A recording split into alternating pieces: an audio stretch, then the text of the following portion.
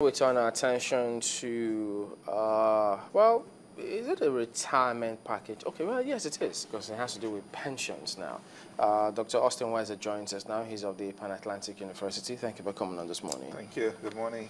Well, over time, we've seen governors sign pension acts or pension law that deputy governors, governors who have been in that state for some time will be entitled to all kinds of packages. We've seen it go from Kwara, Gombe, Rivers, Lagos, even though you now came up and repealed that part, that controversial part. But looking at all of those, because there are those who argue that it shouldn't be in the first place, while some others think nothing wrong with that, provided that when they're entitled to those pensions, they will not steal from government coffers.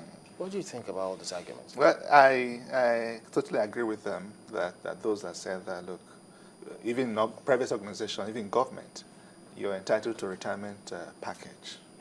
But again, there's no undertaking being that you should not, steal from government coffers. And who is going to be the watchdog to ensure that that is done? But anyway, retirement package for any organization, even government, did not start today.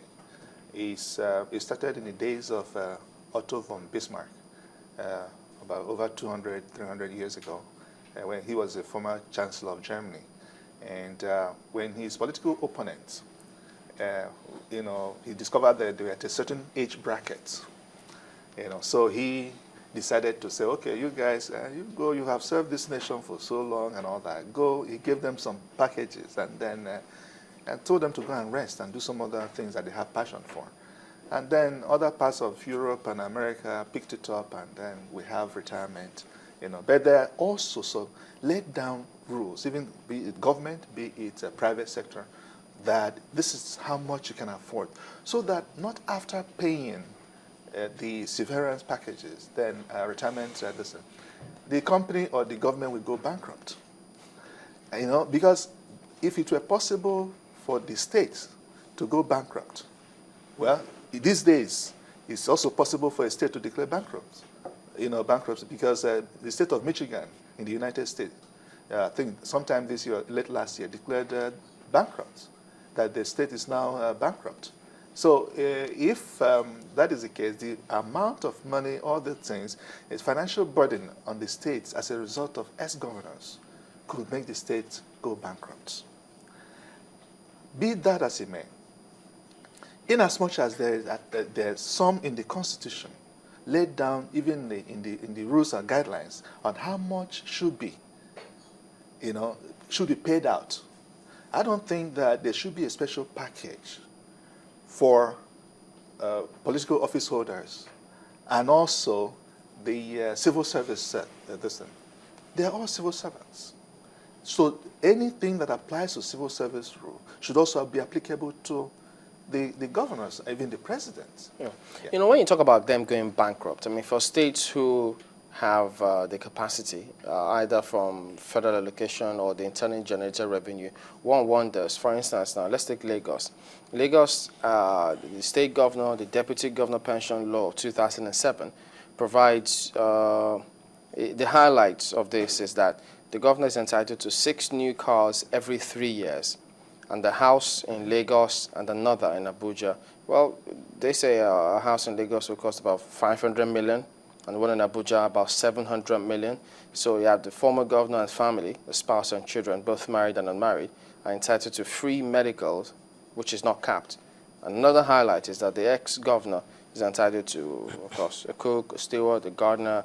And so if the state has capacity to pay all of this, it doesn't matter. It's a matter of being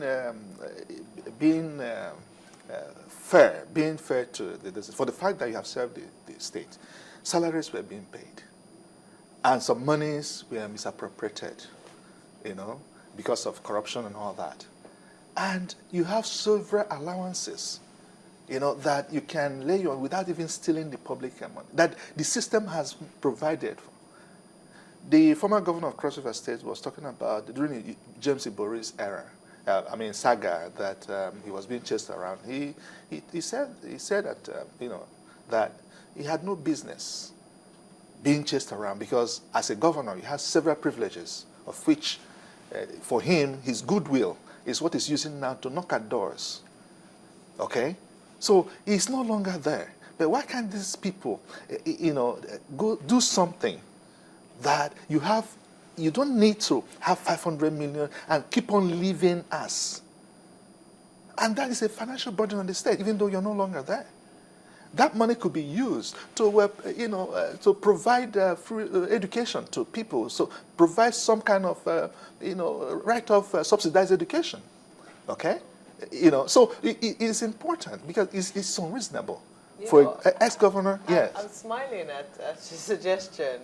It's this parable in the Bible about the shrewd servant, who who asked people how much he was owing. They were owing his master, and he was cutting them down, so that when he's done, with his master's service, he could actually find where to knock. Yes. And those people will willingly open the door. Yeah. It would seem that that's what you're suggesting. Of course, because that the governors do. Yes. And in the same breath, some people will say that whether or not to like it, that was corrupt, even though in the Bible he was praised for being shrewd. Would you say that that is what public service holders, should do? Public servants should do? No. Or do you think that, for those who truly say, I'm going to serve, we should actually have some form of assurance that you will not serve in vain when you're done? No, you see, okay. Two ways. I will answer it two ways. One was, how did corruption enter the civil service? That's one. The other one is that I would take what the former governor Christopher said, Donald Duke said. Okay? Now, don't forget that for you to he's knocking at doors now because of what? What he did. He was a shrewd person, as you mentioned. Because while in government, he was able to assist so many people, lift people up. Now he's no longer governor. He can now go to those people and knock at their doors and say, okay, I'm running a business, I'm running a consultancy. Why don't you give me business to do? So these people asking for this, they don't want to do any job after retirement. They just want to sit down, lord it over the people, and control the structures of this thing. And you cannot do it without money. Should